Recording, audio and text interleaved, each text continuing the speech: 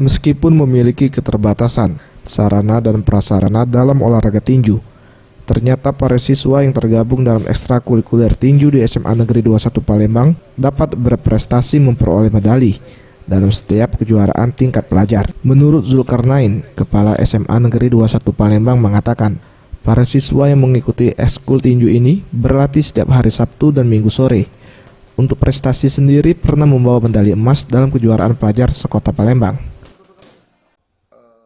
Cukup bagus, karena memang guru olahraga kita ini dia agak getol itu, dan bahkan kita akan melatih anak-anak dari SMP, karena nanti bulan-bulan September kalau tidak salah akan ada kejuaraan tinju antar pelajar SMP.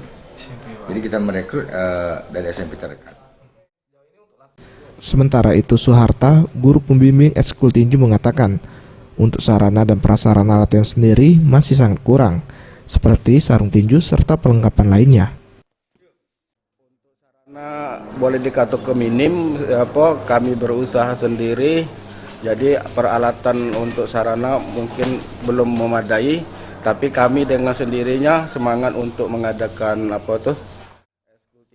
Samsinar dan Senja, siswi SMA Negeri 21 yang mengikuti olahraga tinju ini mengaku tertarik untuk berlatih tinju dan berharap kepada Dinas Pendidikan Sumsel untuk menambah sarana dan prasarana latihan agar latihan yang diberikan pelatih dapat berjalan secara maksimal.